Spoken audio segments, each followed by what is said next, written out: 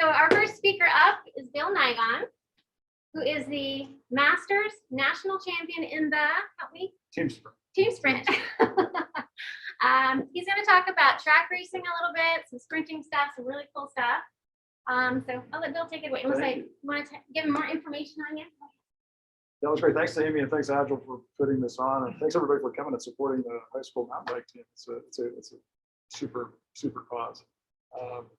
So I want to tell you about track sprinting. That's something that I focused on because I think the specifics of track sprinting are really quite a bit different than related, but different than other kinds of cycling. But more broadly, I want to tell you about why all cyclists should try the track, especially we live right near one. You might not even know it, but there's an outdoor velodrome, very accessible, very friendly. Every single person in this room should try it if you haven't tried it at least once, right? I'm going to get a great promise at the end, see if I can make it seem exciting enough. The three photos I have here are representative of the major categories of the Olympic races in track cycling. So the upper left is a keirin race, which is there's actually 5 riders. I don't know if you can see the 5th one. There's a Greek rider hiding behind Colin Skinner right there. He's so tucked in, you can't even see him. But those riders, that's Matt Baranowski in the front. That's a early round of the 2016 Olympics. And what I love about that photo is seeing how Colin Skinner riding 45 miles an hour each behind Matt. He's looking, you can comfortably look. Right? So you learn how to do that on the track, ride at speed and still handle your bike and look around. And that's useful when you're riding up Page Mill Road and want to see the cars coming, right? So these are useful skills. On the upper right is our fabulous U.S. women's team pursuit team winning the 2020 World Championships with it's Chloe Dygart at the front. Jennifer Valente's in there too. She's a gold medalist Tokyo and Young. So that's the other extreme. So we got the sprint extreme that I'm going to talk the most about, but there's the pursuit extreme. It's the most like, say, road time trial that we've done now, but specifically on the track. And then on the bottom, I've got this other category racing, what's called endurance racing. I'm going to put it in quotes, but because it's so unique how it's so high power and then rest, high power rest. It's a points race called the Madison. That's Katie Archibald, Laura Kenny winning the gold medal in fashion in the Madison in the 2020 games just a couple weeks ago. So it's the fastest cycling discipline. Why should you be interested in this? It's the fastest. I've done them all. This is the fastest, even for all of us that do it. This is the fastest one, and that's exciting. The most Olympic medals are awarded in this form of cycling by far. And I'll show you that a little bit later. You have an opportunity for any cyclist, a unique development of your high-end zone power, zone 6, zone 7, that you just can't get anywhere else with this specificity, or as in my experience. Unique skills development, right? So you're close together, and you get comfortable with it pretty quickly. There's no cars, there's no potholes, there's no distracted drivers. It's just you and a smooth track and other riders, right? And that carries over to all other cycling that you would do. And it's really fun, and it's close by, so try it out. Oh, come on, go. Why is it going? There you go. Whoop. I have another slide there. This one. This is an easy one. Okay, if I haven't convinced you yet. So why the interest in track cycling? Well, the easy answer is Mark Cavendish, right? If you saw what he did this summer, he won 4 stages of the Tour de France. Before anybody ever heard of him, he was a world champion on the track in the Madison. And I maintain that part of the reason he's so good in road sprinting is certainly his speed, his aerodynamics, but his ability to very quickly understand complicated situations with riders all over the place. He's just got years of experience of doing that on the track.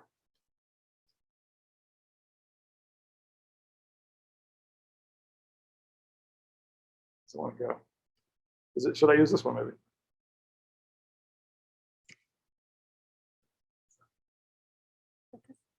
Is it the down button? Or?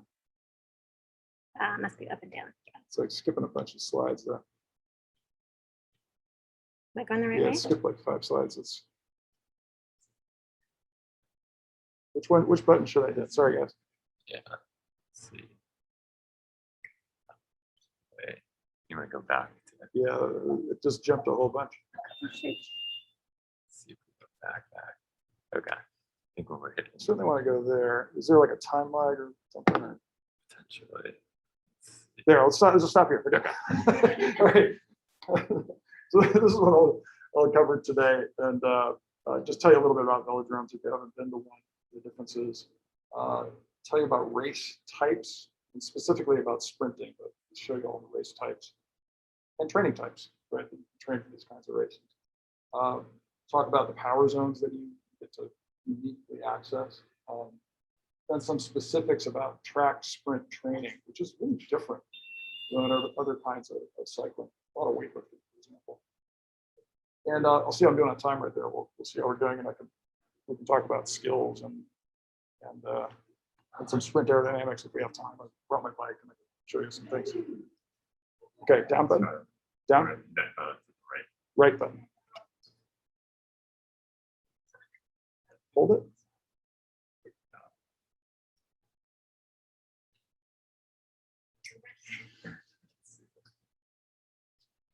Oh, So it goes 5 it's to 9. skipping like Yeah. bunches of slides here. So 10. It's like after. you want to try the remote? Yeah, What let's try button the is the remote? It might be competing or something. 6, 5. Stop there. Okay. 6 would be good. Yeah. There we go. That's it. I Okay. feel like So, go past that. so Madison Square Garden in New York City. Now you can see Billy Joel play there. You can watch the New York Knicks. But it was originally built by P.T. Barnum to not only show circuses but track cycling in 1895. Did you know that? You probably didn't know that. And the Olympic Madison race is named after Madison Square Garden. Right, so how about that? And these two guys, by the way, those are some bubblegum sports cards of the era of 1930s. And Bobby Waltower Sr., who's a great granddad of a friend of ours, who still track races, made more money. He was a more successful professional athlete and more known than Babe Ruth at the time. Right? It was happening. This was the thing. It was an exciting thing to watch. Okay, which button, Okay, let me guys? see if I can- You gonna try? I went backwards. 6, 7, there you go. Okay, so they're still doing it in Belgium, by the way. So that track is a similar kind of atmosphere in Belgium. It's 80th anniversary of the 6 days of Ghent. Billy's probably been there. You see the smoke and the rafters and so on. It's the page. Page button. Yeah. And the one at the bottom Down, goes to bottom. the next one? Yep. Okay. So the Europeans are still doing it. They still like it. It's a fun event for the crowds to watch. And really, track cycling was originally meant to be entertainment, like something to watch, see the racers go by lots of times, smoke cigars and drink beer and these kinds of things.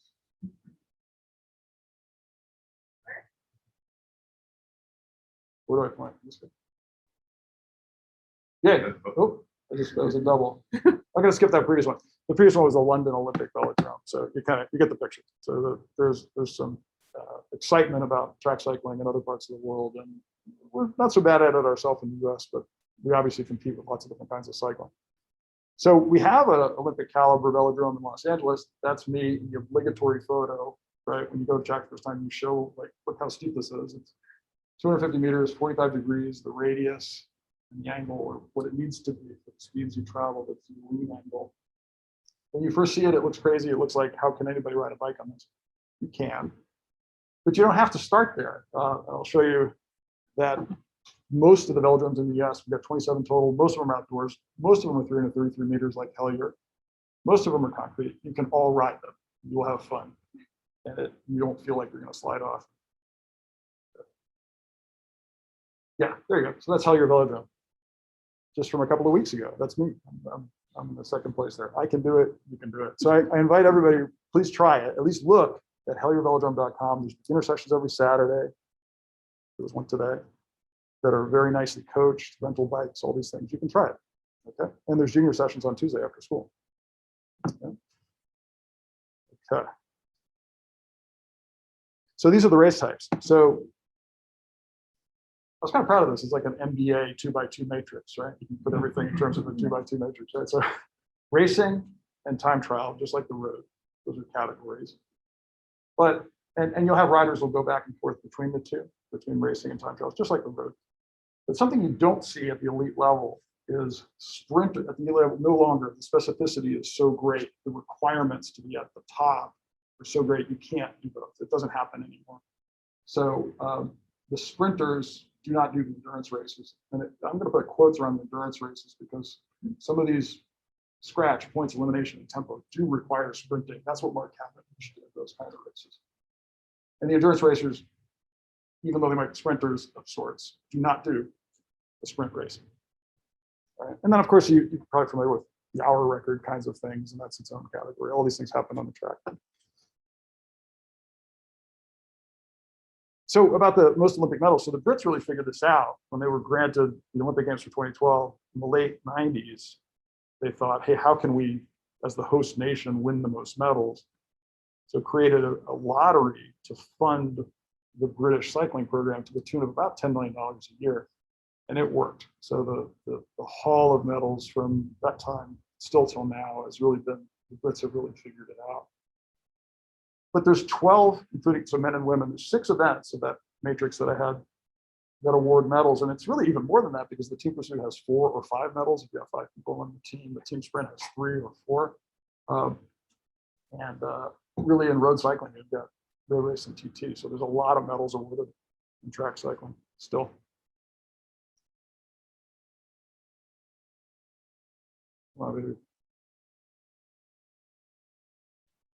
Okay, power zones. So I talked about this, and there's probably people in this audience who know a lot more about all these other power zones than I do, because for the past 6 or 7 years, I focused purely on zone 6 and 7.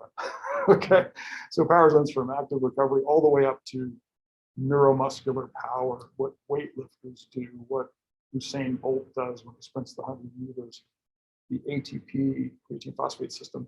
That is zone 6 and 7, which is zone 6, including the glycolytic. That's what the races are about for track sprinting. Very little else, very little training and everything else. Okay. The other races, I'm switching back and forth through techniques here.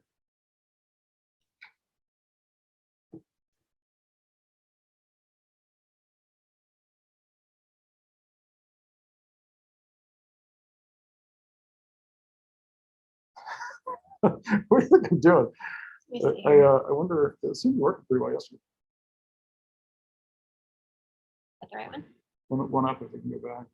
Yeah, there we go. Okay, leave it there. This is good. I'll just This is I'll just be your- yeah, I'll let you. clicker. You better I'll like be that. your clicker. So in the green here, I've got the track endurance races, and I'll tell you a little bit about that. But these are zone 6 and 7 repeatedly.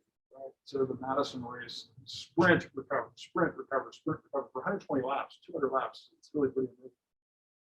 And then these hour record types of things you might know about in pursuit. These are these zone 4 or 5 races, and then training to support that. Next one. So I'll maintain zones 5, 6, 7 can be uniquely targeted at the track. You can do a track session and hit those zones more specifically than any other way. Right one. Maybe. So on the training, so we're talking about the races, the training for the sprint, and I'll tell you give you some examples about how we do the training. It's primarily a big aspect of it is strength training, at least 50% of the time in the gym. How about that? Especially in the off season, weightlifting. I'll give you some examples of that. So this is all focusing on the ATP PC system, anaerobic glycolytic as well, so zone 6 and zone 7.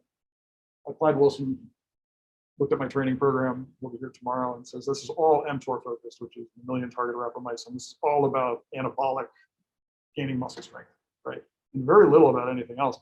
There's a school of thought right now that training in the other zones for a sprinter at the elite level is actually detrimental. So people argue about it, but the Brits think that. For example, the British track sprinters do not do 100-mile road rides. They don't do it. Their endurance guys do, but not the pure sprinters. And they've certainly been successful. Now, on the endurance side, I think this is maybe more familiar to most riders that you're working all of the energy systems. But the Madison's kind of an unusual one. I'll show you a little bit about that one. Shouldn't touch anything. Okay, so sprint race time. So there's some nice images anyway. So that's the 2016 Keirin final, and that's a sprint race that is motor paced for 5 laps up to 30 miles an hour by a motorcycle. And it's derivative of a Japanese betting sport where spectators come and bet on the riders like horses. And then the motorcycle pulls off and 6 riders do what they can to sprint to the line. So it's a really exciting race. And on the lower left is this classic 2-person match sprint. So I think a lot of people associate that and team time trialing with the Olympics. It's something you don't see when you watch the Olympics, right? And this race is a 2012 World Cup between Chris Hoy, who was really one of the most famous sprinters of all time, and Max Levy, who's 4-time Olympian, title, brilliant racer who raced in the Tokyo Olympics recently.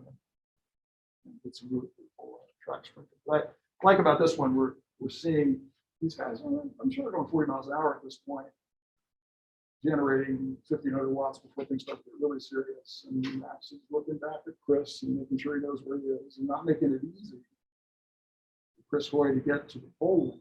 But on the other hand, Chris has a lot of height, right? So he's got potential energy. So the two of them are brilliant racers. And then in the right is the team sprint.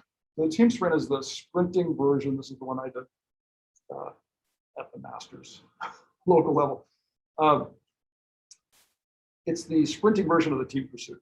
So 3 sprint riders, each rider just does 1 lap and pulls off. That's how that one works.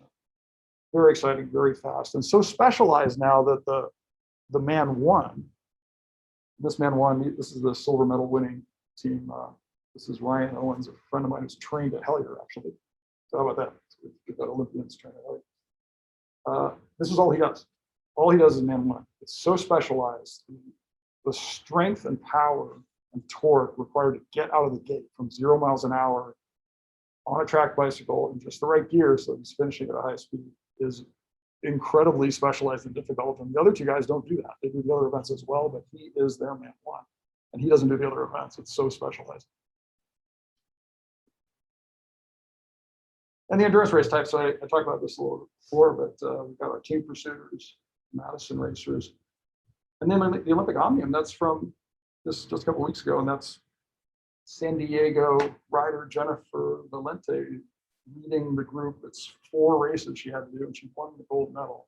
Seriously, incredible performance by her, but she's in the elimination race, just leading the field around, just going fast enough. What that race is, the last person gets pulled every lap. So there's 1 left, and that's the winner. She did it.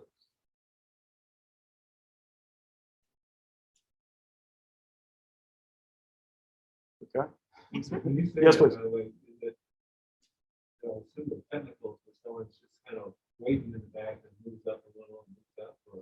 Oh, for that elimination race? Yeah. There's a whole bunch of style to it. So some riders like to ride from the back and just carve off the last person. Yeah. Another rider like Jennifer doesn't want to do it that way. She wants to ride steady state. She rides at the front. She rides just fast enough. And she looks over her shoulder and looks over her shoulder and just makes sure she stays in the lead. So it's a pretty exciting race, and there's very different ways to play it. So I wanted to show you this. I'll talk about sprinting more, but I want to show you this. The Madison race, I think we can skip a slide there. Yeah. That one.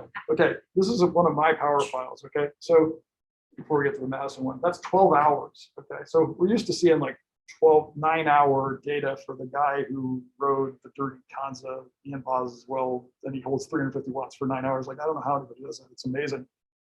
This is a sprint tournament where it's, I think if you average it, the average would be like 20 watts for the whole day or something like that. But it's 12 hours, 12 sprints. There's warm up, qualifying, 8 finals, quarterfinals, semifinals, and they're best of 3 in some cases. And the green spikes are all the peak power efforts of the races. So this is stuff you got to do in a match sprint tournament. And it's got its own kind of endurance requirement, right? Recovery requirement. So sprint maximally 1,300, 1,500 watts when you race, hopefully with the least amount of energy you can, right? You don't want to spend too much early, and then recover. So this was an example of how these tournaments work. An interesting one there, by the way, this curve is temperature. It was 98 degrees in the middle of the day, too. This is an outdoor Velodrome. So that was, it's a long way to get 12 sprints in, right? On the average of 1 per hour. So then the next one, okay, so if you don't have that much time anyway, this is a 20-minute power curve power plot for Madison riders. Look at this. It's a kilowatt and off, a kilowatt and off. That's the nature of the race. It sprints every 10 laps. The riders can take turns as they wish. Only one rider is racing at a time. But they sling each other. The rider who's racing meets his or her partner, slings the other partner to the race, what you're seeing here. And then they race, right? So then the rider that's recovering just recovers as best as he or she possibly can. It's a really unique kind of endurance, don't you think? Go to the next slide. There we go. This is the percent of time in each power range for a race like that. Yeah. That previous slide said 20 seconds at 500 to 1200 watts. Could have been. Yeah. Could have been. Maybe the Madison one. Yeah, it's possible. Yeah, I can imagine that, like one really hard lap. Yeah, for sure. Yeah, for sure. Yeah, that's my interpretation on that one. Yeah, for sure. Yeah. So here's the percent of time. So 25% of the time at over 500 watts. This is for a women's race, and the watt too. And 25% of the time resting, right? For this 120 lap race for women and 200 lap race for men. Pretty unique, right? You can't get that anywhere else. And this kind of training, right? That kind of ability to modulate your speed in that way, access those zones will carry over in other races that you would do. How could you do it in the middle of, say, a mountain bike race, like where you need to develop, oh, well, gee, I better turn on my zone 6 or 7 if you haven't tried it, tested it, trained it as much as these riders do. So this is another experiment on myself. So that I hope this isn't too embarrassing, but so this is a critical power curve, which maybe you've seen. So this is plotting your power. My SRM will do this for 1 second power, your 3 second power, 10 second, 20 seconds. The logs, maybe about 16 hours, okay, which I never would do. When I was doing pure sprinting before COVID, weightlifting, I'll tell you about that. Weightlifting and sprinting, that's it. No long rides. I didn't even have data out it past 10 minutes, or no data on my SRM. And nice high peak power.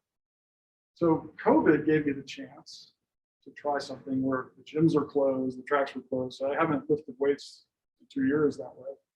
But I've been riding any way I like, riding mountain bikes and everything. And this is a track file from the other night from an endurance race night. So I tried the endurance racing, the points racing, all these kinds of things. So lo and behold, the other peak power comes down, not training that. So you don't train it. That's what all that weightlifting sprint focus is.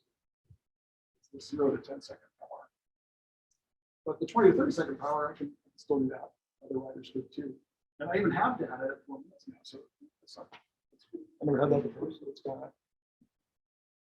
So example of other extremes of the world-class guys.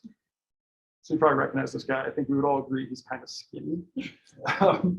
So there's the extremes. So Chris Froome, Grand Tour champion, master of the British Empire. He's won the Tour de France 4 times. 6'1", 146 pounds. I bet you he really doesn't weigh that much, by the way. So amazing sustained power, right? 419 watts forever. So that's the kind of thing you hear with these Tour de France types of riders. And these huge watts per kilogram in steady state, and the incredible VO2 maxes. If you go to the next slide. So, okay, I just penciled in here's what his file is. He can do 400 watts forever. That's what he looks like. I think I could probably take him to sprint. Yeah, just get the race short. But that's what a world-class tour guy looks like. Okay, so I put another rider in here. What they have in common, these are 2 cyclists. What do they have in common? They are both British. They are both named Chris. They're both 6'1". And they both ride things that have handlebars. But other than that, it couldn't be more different. Right? So this is the famous Sir Chris Hoy, 6-time Olympic gold medalist. He won all the medals and all the sprints. Nobody talks about his FTP or his VO2 max, but his peak power is almost 2,500 watts. Yeah, for 1 second. Like that. But I'm sure you can do a kilowatt for a minute. Oh yeah, you have to go back one. There's an intro to this one.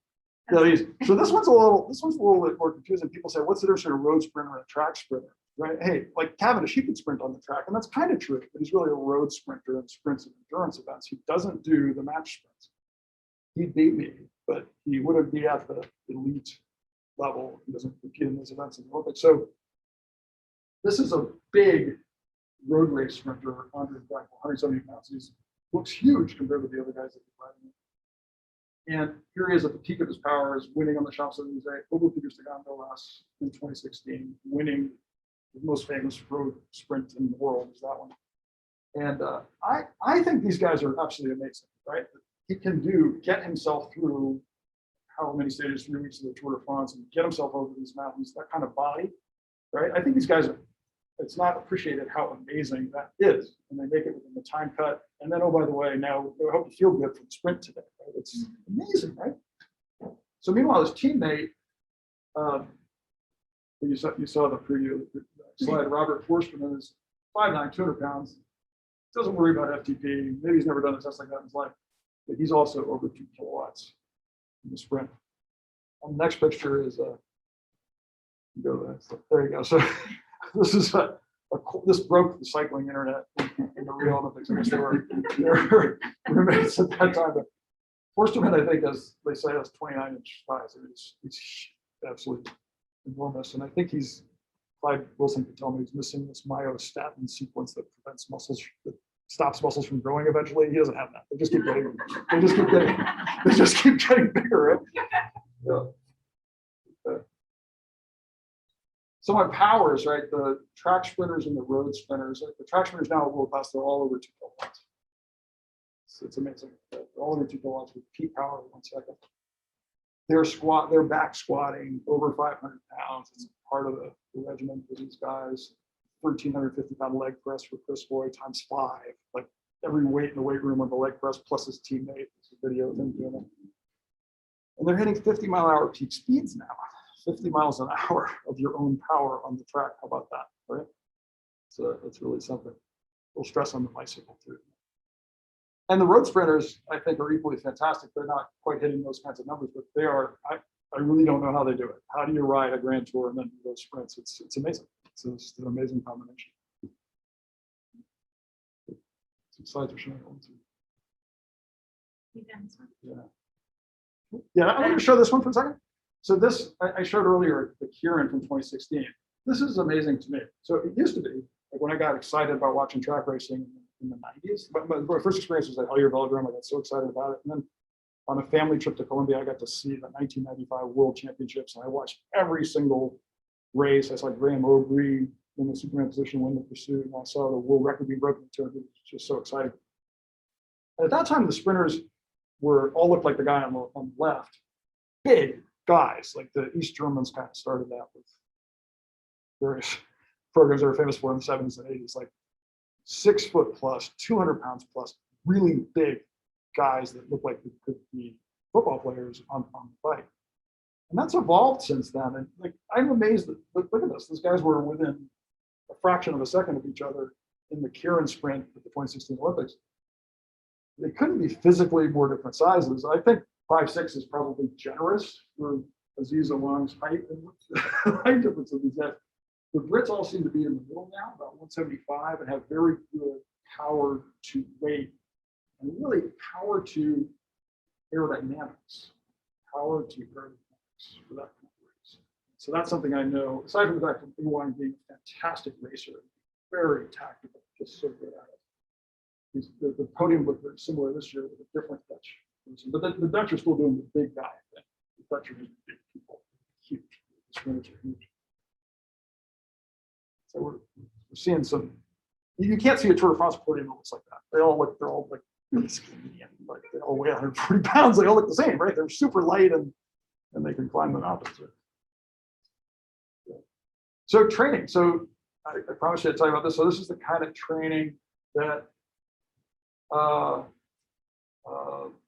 elite sprinter would do, and I did something like this, but maybe half of it, 2/3 of it. I wouldn't do this much volume. I would lift twice a week, and I would do a track session twice a week. So at the elite levels, they're doing about twice as much. It's not a lot of hours actually, but it's all intensity and it's all heavy. So gym work is huge. So like a sprint athlete would be more likely to miss a track session than miss a gym session, especially in the off season, which is about to start. This time of year, they're taking some time off of the Olympics now, but this time of year till early next year is the strength that's heavy lifting phase, and not so much worrying about being fast on the leg. So I told you about back squat, deadlifts, single leg squats, which is one of my favorites. So we call this a split squat, right? You can use half as much weight. It's easier on your back.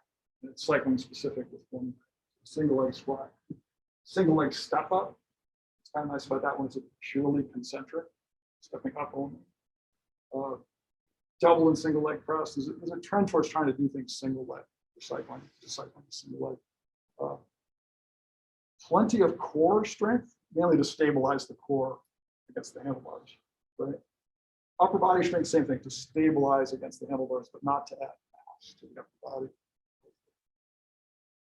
And all the kinds of sets we would do generally would be 5 to 6 reps, last rep to failure.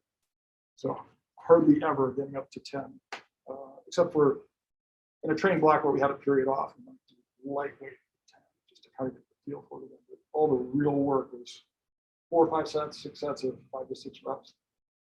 And depending on the time of year, it could be heavy. So the strength phase, like the phase I just talked about, that's about to happen in the season before the season, that would be coming soon.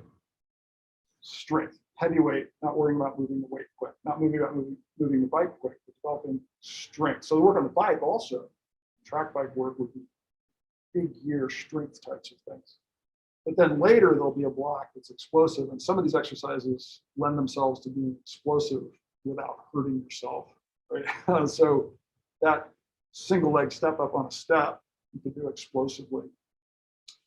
And the double and single leg press, you can, if the leg press allows it, you can throw the sled. So that's a thing. To the point where something came out a couple of years ago, these little devices that are accelerometers that you can put on the weight and measure the speed. And I got one of those, and I didn't really like what it was telling me. But that's at least 50% of the work in the gym, especially pre-season. And on the track, for the elite level, 4 to 5 times per week. For somebody like myself, maybe twice. Easy road ride. Not a lot of long ride. Just in the British program, which is where my coach came from. A big day, a huge day at the track, 4 times 500 meters. Wow, it's a big day. It takes 3 hours to do it because you have to do full recovery, right? That takes maybe flying through, it might take 35 seconds. So I tell my friends for effect, and I did like 140 seconds of hard effort at the track. You know, you need it. You need the rest. Right? So they'll be divided generally into speed endurance, explosive, right? Like acceleration, and then standing starts are their own thing. So if you're in one of the events that has a standing start, it is a special kind of skill that I can't say. I don't feel that I fully got it yet. That's for sure. But to move the bike from 0 to get to 35 miles an hour within 50 meters is a very unique type of thing. You need to practice the form. So next one. Yeah, that's an example of the day. So one day at the track, so warm up on the horse for 10 minutes. Kind of easy actually. 10-second rev out, which is kind of a parlor trick that track sprinters do, but it really is a good part of the warm up. And you're in a low gear, you just hit maximum RPMs for 5 to 10 seconds. And it gets that fast twitch feeling going, coordination at the high RPMs. You never race it to an RPM, so you want to feel it. You just got that really snap. Right? So for me, over 200 RPMs for the elite guys, 250 easy. Some of them crack 300. Like you watch the videos, you can't. It's a blur. Right? You see these guys. Then I get on the track with the same gear. I do a low gear flying 100 meters. It takes 3 laps to do it, but just do the first part of a flying 200. I try to get for me the RPMs to be on the track to go to 135. Change to the race gear or the gear that you train in. I do a flying 50. Some guys will do a flying 100. These things hurt, by the way. I have to tell you, this is fun. It hurts. And this hurts a little less. And I tell you, it's interesting, isn't it? And that's so it doesn't hurt as much in the race. There's something about feeling that pain in the warm up for sprinting anyway, that is necessary. I don't exactly know what it is. I don't know. But I know if I didn't get it, it's like, I feel like, oh, the track's crowded and you can't do it. What do I do? I try to fake it on the rollers and put the figure on the rollers, try to get really pain. It might be purely psychological. But then the main effort's a real fun day. It's fun in that it's fast and there's a little bit of a work ethic kind of thing. It's the 200 meters. It's not just completely killing you like 500 meters. 4 times 200 meters, which is maybe playing with gears. 20 minutes rest in between, you need it. Trying to maintain form as much as possible. Speed form. And then warm down either on the rollers or also on the track to do observation drills. Doing drills with your teammates, looking at each other, riding around the track, just looking at each other all the time, like warming down, developing that skill. So this would be a time to take a couple of questions. I think we're doing pretty good for time. Yeah, go ahead. You mentioned endurance.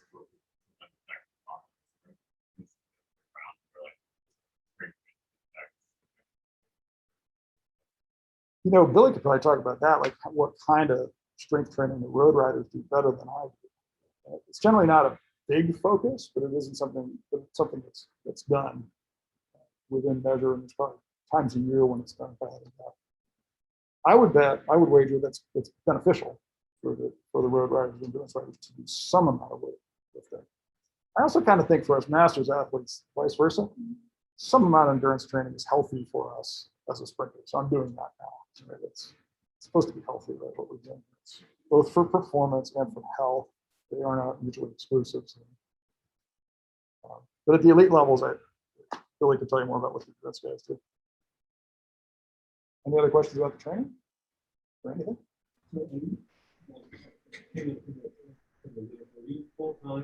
No. I'm a track cycling aficionado. I've been doing it for 25 years as a master. And it's actually, it's not terribly time consuming to be a sprint track racer. It doesn't take as many hours as, anything you do, it's as many hours as you can give to it. But I think that with track sprinting, I couldn't get any better at being a master's athlete, doing any more hours than I presently can. I can't do 3 weightlifting sessions a week and recover. It sounds like you're resting. It's a lot of rest. And then in the sessions, it's a lot of rest. So you're right. It's like the idea is exercise those zone 6, zone 7, maximal strength, maximal power. Get good at that. Just train it. That is the idea for the sprinter. This is the exercises, the sets you do, the short sets. Yeah. What's the typical resting time? Sets? Like for weightlifting?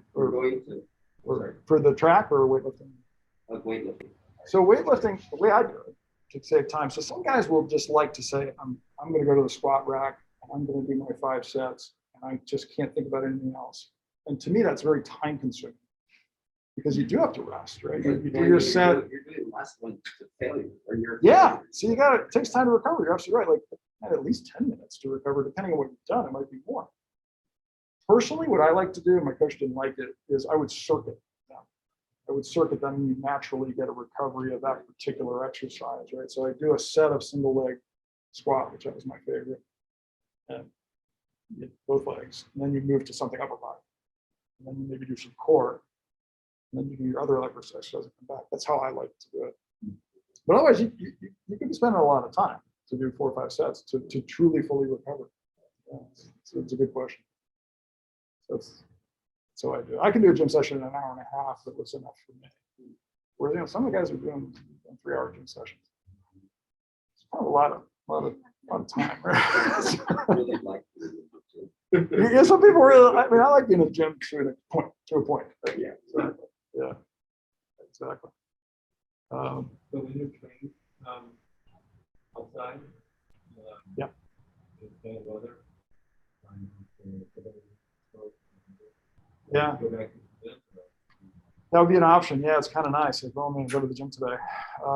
So at the moment, COVID and the track's being closed, I'm not doing my super focused training like that. So trying to be smart and doing rides with a mask on sometimes, and riding my mountain bike. That's the kind of thing.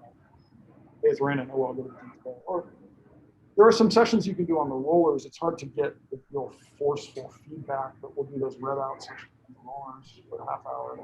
It's more of a coordination and neurological and neuromuscular kind of a feel. Those 200 RPM for that 4 times, for example. Also, the watt bike you probably have something that's pretty darn good that Brent cyclists like to use. So we'll do sessions on the watt bike. You can do the exact same thing that I do on the track on the watt bike. That's fun. You can do it. So if you were to go to the Velodrome as a beginner, Yeah, it's like, sure. What should you plan on? Great question. If you go to the Hellier Velodrome website, it'll tell you what to do for a beginner session. They're almost every Saturday. They're coached by a good supervisor who really knows what he or she is doing. We'll rent you a bike. It's part of the $20 fee. Bringing your own pedals is a good idea, and your kit and helmet, and whatever you know, sunblock and water and things like that. But you get to rent a bike, get taught how to get on and off the bike properly, and ride a fix your bike with properly. So I highly recommend trying it. Everybody would enjoy it, right? At least it's trying it. Exactly. Yeah. But on the website, it tells you a lot. If it's a rainy day, that cancels. But it's most days of the year otherwise. Most Saturdays of the year otherwise. Try it out. So this was Hey, Bill, question on the phone. If you can hear I don't know if you guys have the speakers hooked up well, but this is Mark. So if we think of just the endurance stuff on the track, the sprint stuff seems pretty specialized, but if you think of the endurance stuff, is there much overlap between good or really good track endurance people and people who are also successful on road or could be on mountain bikes too, but because kids or whoever, kids, adults, masters like going out riding here in the hills and doing long races and long rides, but can you be successful in both? Assuming you don't do the sprint stuff on the track. Absolutely. Yeah, you absolutely can. You can still have fun in the sprint stuff, but the endurance stuff is a direct overlap with all other kinds of riding. And so in our Wednesday night race series, which is just next Wednesday is the last one of the season, but and post-COVID was a little bit funny on the scheduling, but it generally runs from April to September, a Wednesday night race series at the Hellier Velodrome. There's a Pro 1-2 category. And really most of the riders there are road racers who just like doing the track racing to improve this zone training for their road racing. So it's a direct overlap for the endurance racing on the track and everything else. Yeah. And I'll bet anybody, I think the guys that do it will say, yeah, this is making me a better road rider for sure. Okay, thanks. Yeah. I was curious, could you elaborate a little bit more on why you would choose 10 to 20 minutes? Because I just thought with the creatine phosphate system, it takes a little bit less time, like 3 to 5 minutes to recover. You're absolutely right. It should be. And I just know from my own experience, it's like, I want that 20 minutes. I can kind of get away with 15, depending, like on my fitness level. And so I think it's sort of the tail of the curve. Like perhaps you're 1/E recovered in 3 to 5 minutes, something like that. I don't really know the answer, but to get all the way back to being able to do, I'm going to do another maximal effort. I really want it to be maximal. I don't want it to be sub-maximal. And even with doing that, with 4 reps at 200 meters, my last one's a little slower. And then I know, okay, it's time to stop. Like, I feel like I could do another one, but it's going to be slower. So usually my third one's the fastest. Like something going on with blood flow and recruitment or something. Does your cycling recovery take longer than your max effort lifting recovery for that rest break? I do, because I'm so sensitive on the form, and I'm really measuring something. Whereas on the weights, it's like, okay. I took a little longer to lift that weight. On the explosive stuff, it probably would suffer. But on just muscling up a 1,000-pound leg press or something like that, okay, that one was less pretty. But on the track, I don't want that. We want to be in form and we want to go fast, right? We don't want to train going slow, right? Swimmers are like that too. Like swimmers don't want to train butterfly when the form starts falling apart. You want to stop. right? Don't train with that form. Gotcha. Thank you. Sure. So this part's a little fun. We get a little bit of fun. We have just a couple minutes ago is just skills, the development of skills. And what this is a fun race called the longest lap race. And this is we do it at Hellier. It was actually originated in the Marymore Velodrome in Washington. But the way it works is the entrants will have to do a track stand before the start finish line. So they roll up and they got to stop. They can stop anywhere they want behind, but you have to do a track stand. So you have to have that skill. And then the race starter waits as long as he wants. It could be 10 seconds, it could be 3 minutes. You don't know when the gun's going to go off. And I'll tell you what, you feel it. Some guys are great at doing track stands, but they're not that long. And other guys, maybe it's a little less dramatic of a track stand. Right? It's my 40 minutes. So in this one, what's happening is that fellow with the big thighs is falling over here. And he's an extremely experienced racer, so I don't know what happened, but he fell over. He's falling over on my friend Ryan Owens in his London 6-day races a couple of years ago. Ryan held the position. So he's getting hit by the guy with the biggest thighs in the universe. Right? And maybe a minute or so later, the guy goes off and Ryan won the race because he's the best man one starter in the world. He's the fastest man one in the world. So he beat a lot of big names in that race. And people go, hey, wow, who's this Ryan Owens guy? Exactly. But these are the kind of skills you can learn, and you can fall over on your track like 0 miles an hour. You're not actually get hurt, right? You learn a skill, right? You just learn how to handle these situations. These guys are obviously world class, but you can do these things too. What's the next one? I thought this was kind of funny.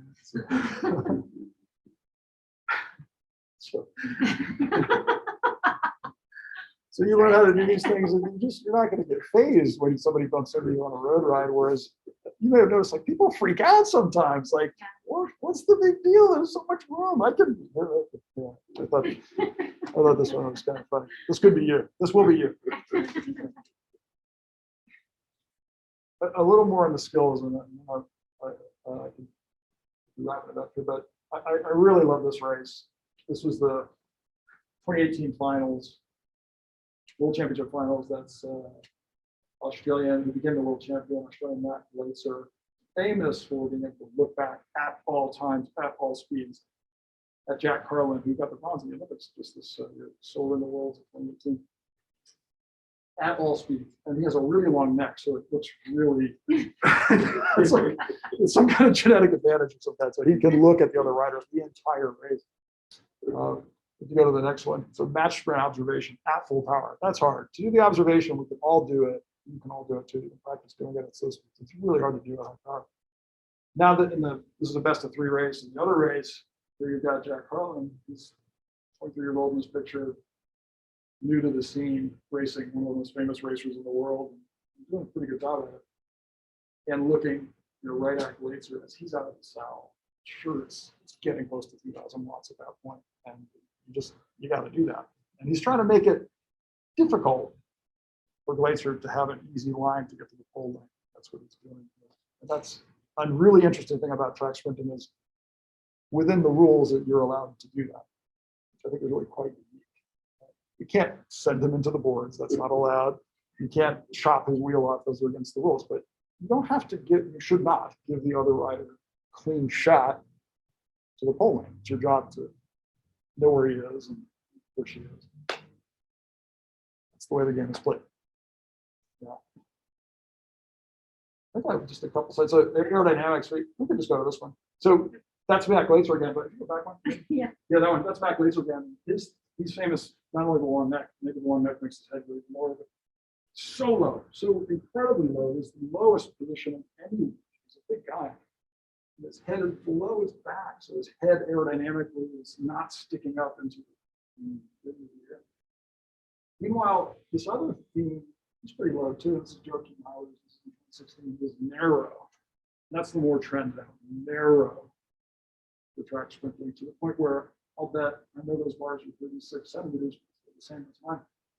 I think 30% really narrow. If you go to the next picture, this is in Tokyo. That's Jack Carlin again, and that's just perfect. It's just perfect. He's low, he's narrow, 34 centimeter bars. You can notice something. You see how his wrist is inside of his hands and inside of the bars? So he's trying to keep his forearms parallel to the ground behind his fists in front of his knee.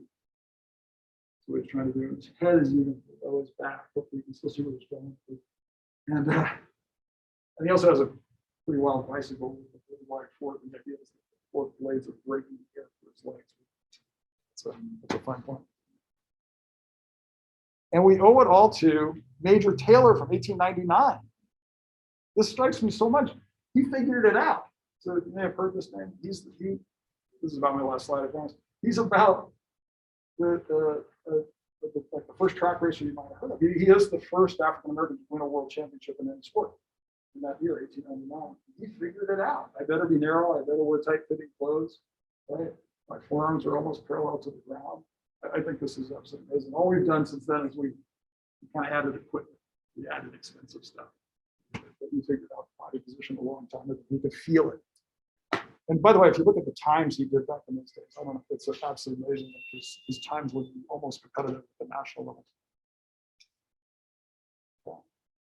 So if these slides are available to everybody, I picked some videos that you can look at that are good ones, fun ones to watch for each kind of race. I think I just got one more slide. There you go. So I encourage you all to try it. Every cyclist should just, especially if you live around here, it's so close, just give it a try. Try the hell of your Velodrome, check out the website. You get set up and give it a whirl.